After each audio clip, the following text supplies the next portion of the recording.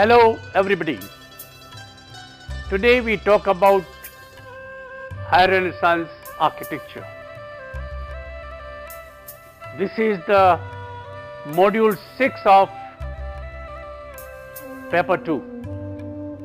By the end of this paper, you would have been able to acquaint about the High Renaissance architecture, illuminate on various aspects and features of the architecture of this period.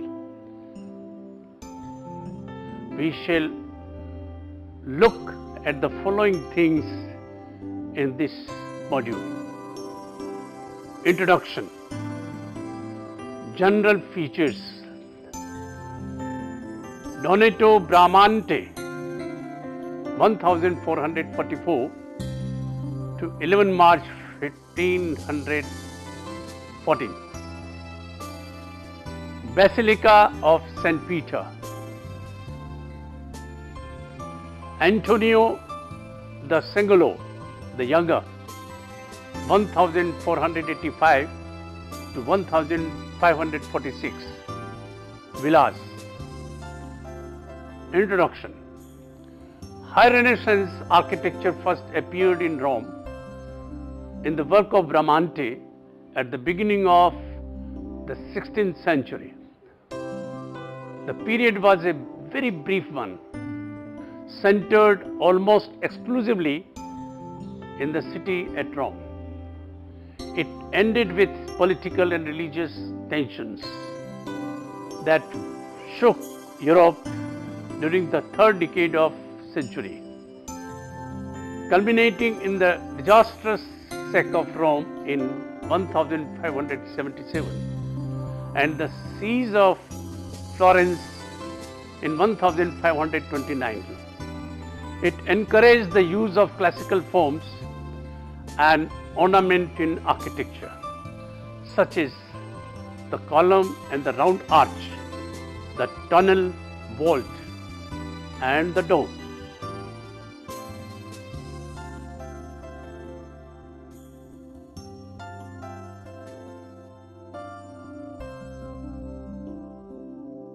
Architecture in Renaissance was not just about practice, but a matter for theoretical discussion, as the printing press played a large role in the dissemination of ideas, and the first treatise came in 1450. It was written by Leon Battista Alberti and was called De Edificatoria, in English, on the art of building.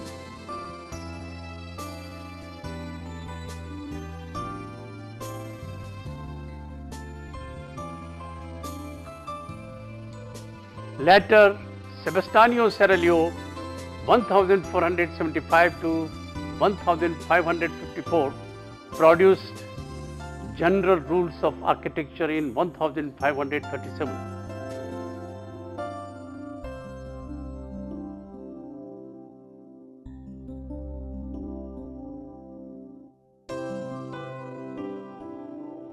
In 1570, Andrea Palladio 1508 and 1580 published the 4 books of architecture in Venice.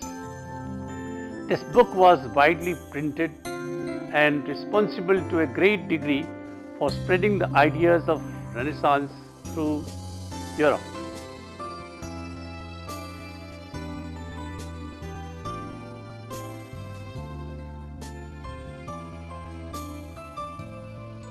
All these books were intended to be read and studied not only by architects, but also by patrons. Therefore, concepts derived from classical antiquity were developed and used with greater surety. One of the bigger issues that the artists and the architects worked on was the centrally planned church building as per the ancient ideas. Most importantly, Plato's circle was also a combination of humanist synthesis of classical and Christian thought. Alberti wrote in his treatises that the temples of the antiquity were round and therefore connected to divinity. He wrote, nature delights primarily in the circle, as also in other centrally planned shapes such as the hexagon.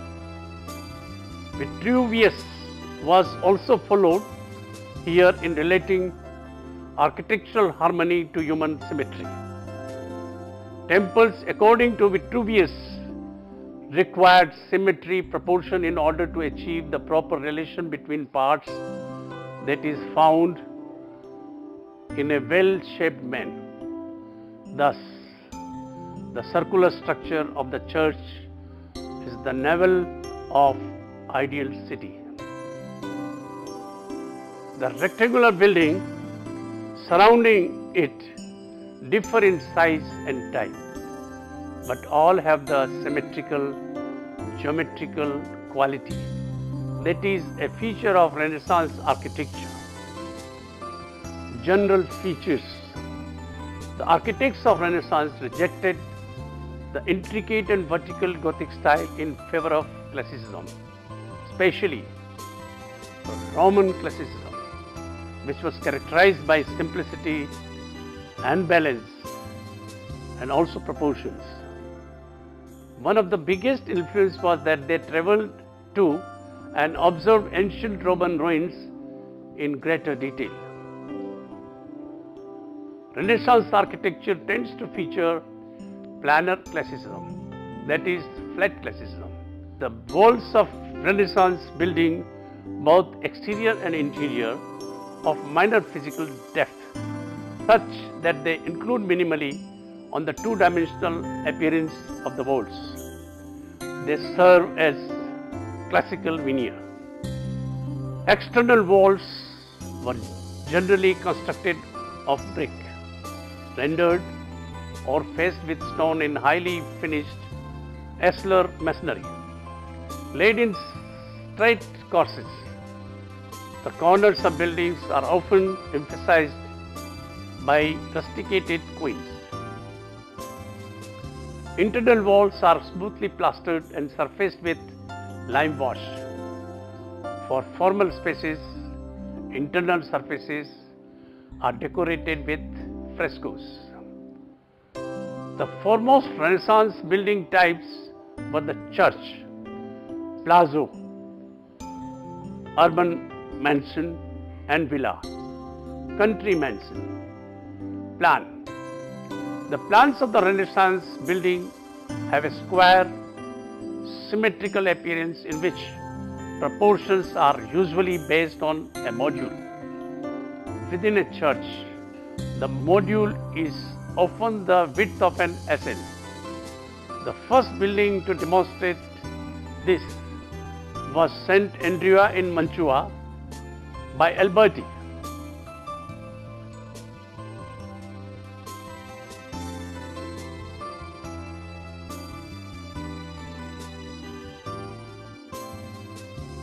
Columns and pilasters.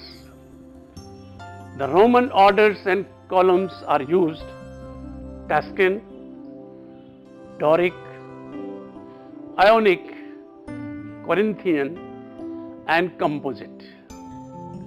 The orders can either be structural, supporting an arcade or architrave, or purely decorative, set against a wall in the form of pilasters. One of the first buildings to use pilasters as an integrated system was in the old sacristy 1201 to 1440 by Brunelleschi.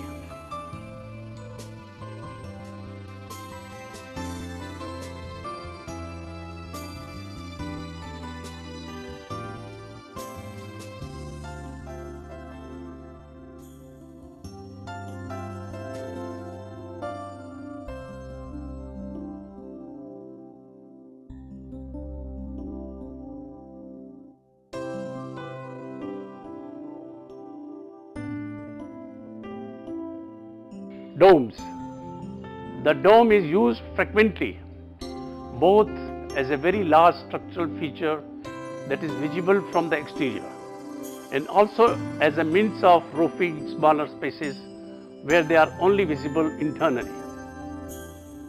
After the success of dome in Brunelleschi's design for the Basilica di Santa Maria del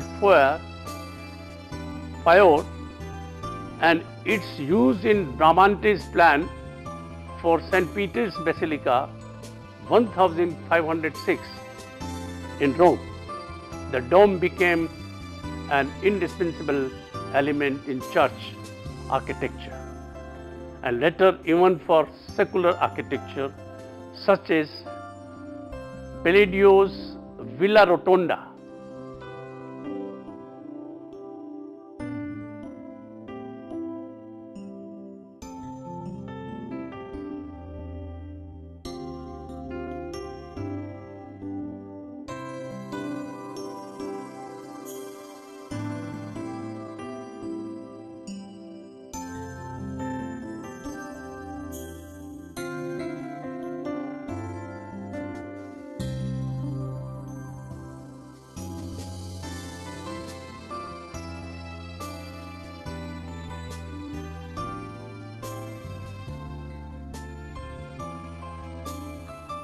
Donato Bramante 1444 to 1514. High Renaissance architecture developed in the city of Rome and first appeared in the work of Bramante at the beginning of 16th century. His plan for St. Peter's Basilica formed the basis of design executed by Michelangelo. His Tempietto, San Pietro in Montorio, marked the beginning of the High Renaissance in Rome, 1502, when Pope Alexander V appointed him to build a sanctuary that allegedly marked the spot where Peter was crucified.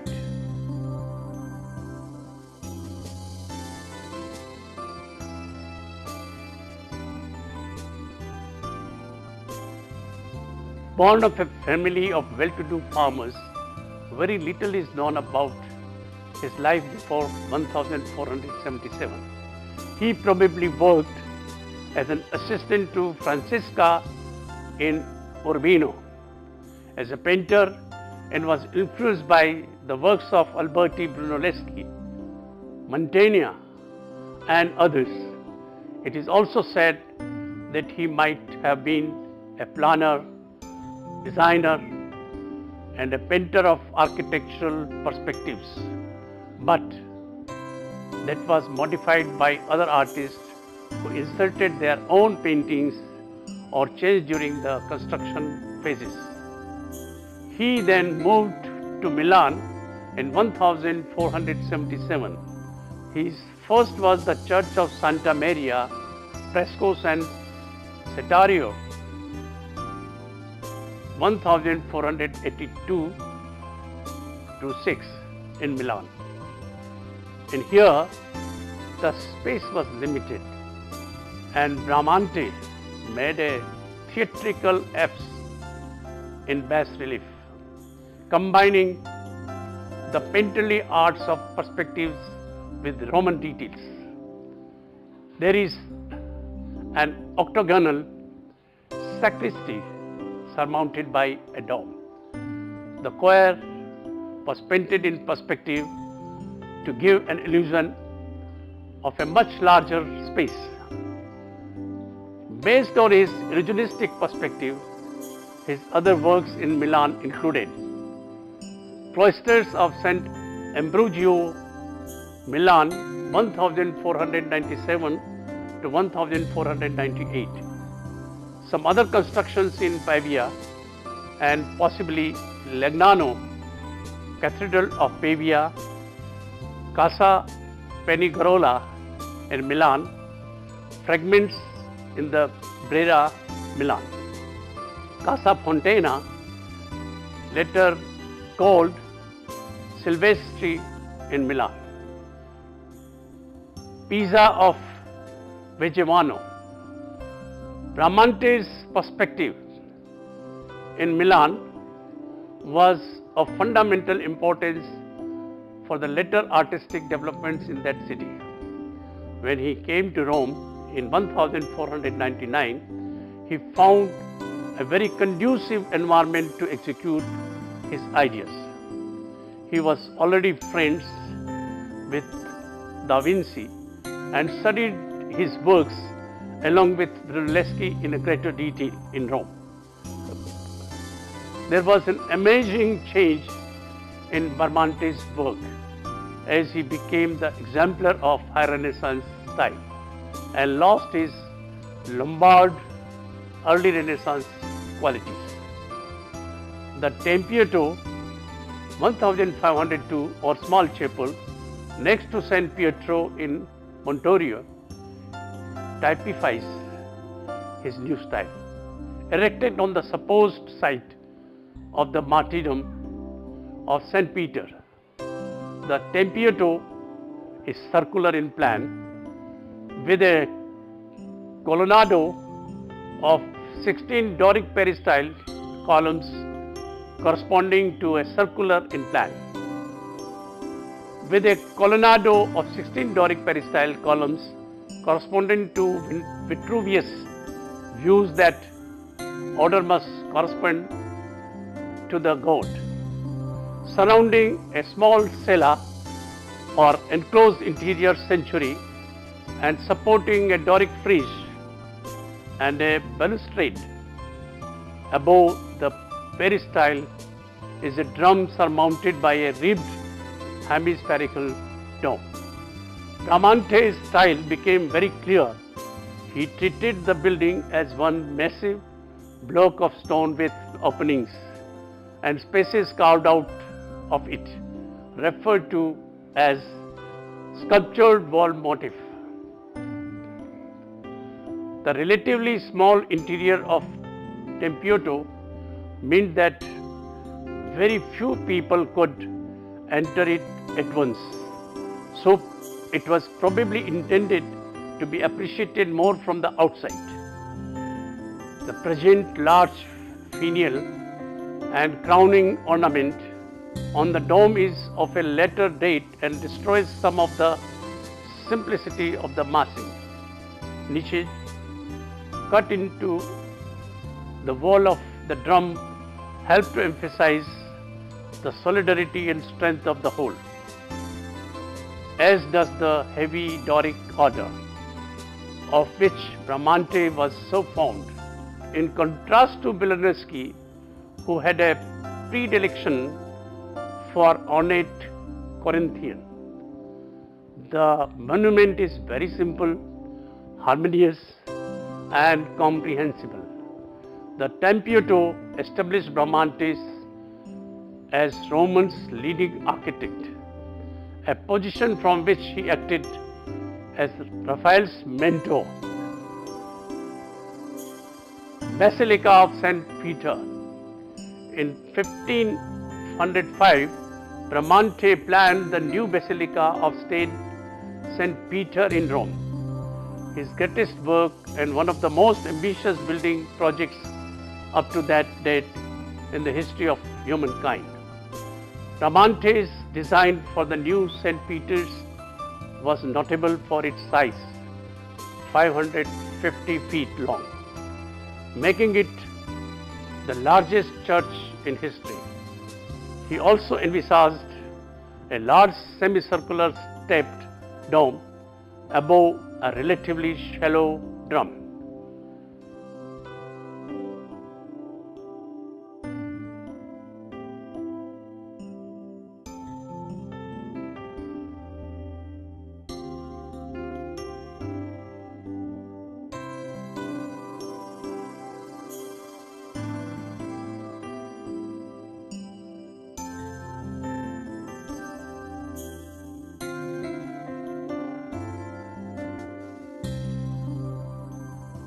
At his death in 1514, Bramante had completed only the 4 main piers that were to support the dome.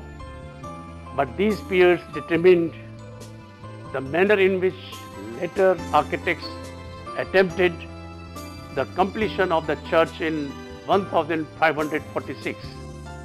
The task was entrusted to Michelangelo, then aged 71. He retained the underlying concept of a huge dome on 4 piers, but simplified Bramante's complex arrangement. When the structure was finally completed at the hands of Carlo Maderno, the original Greek cross plan, with addition of a nave to form a Latin cross, was retained. The dome's profile is slightly pointed, and small double columns often the projection of the buttresses, vertical ribs and high lantern create a greater degree of verticality than in Bramante's original design. Antonio the Sangalo the Younger, 1485 to 1546, Sangalo achieved fame in his building of the Farnese Palace.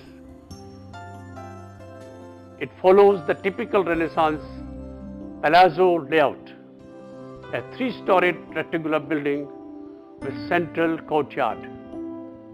The impression of the grandeur lies in part in its sheer size and in its lofty location overlooking a broad piazza.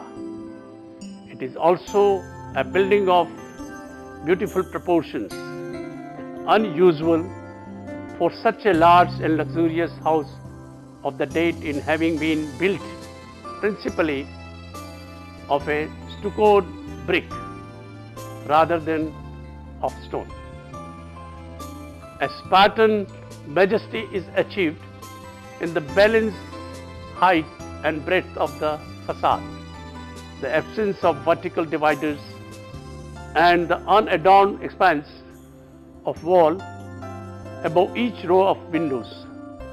The sheer simplicity of the facade emphasizes variations in wall colors, windows, shapes, and pediment shapes.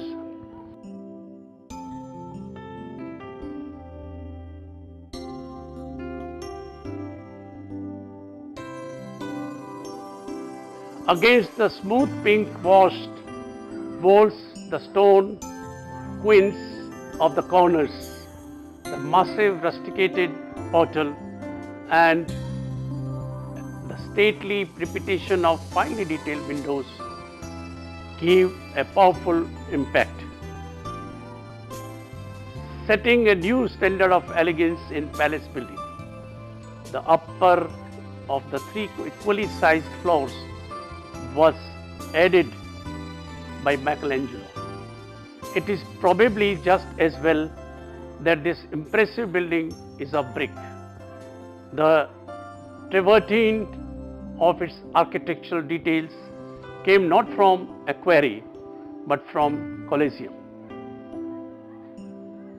A popular decorative treatment of palazzo was rustication, in which a masonry wall is textured rather than smooth. This can install living grooves in the joints between smooth blocks using roughly dressed blocks, or using blocks that have been deliberately textured. The rustication of a palazzo is often differentiated between stories. Villas. The Italian villa of this pleasure-loving period afforded full scope for the most playful fancies of the architect, decorator, and landscape gardener. It comprised usually a dwelling, a casino or amusement house, and many minor edifices, summer houses, arcades, etc., disposed in extensive grounds laid out with terraces, cascades, and shaded alleys. The style was graceful, sometimes trivial, but almost always pleasing, making free use of stucco enrichments, both internally and externally, with abundance of gilding and frescoing. The Villa Madama 1516 by Raphael, with stucco decorations by Giulio Romano, though incomplete and now dilapidated, is a noted example of the style.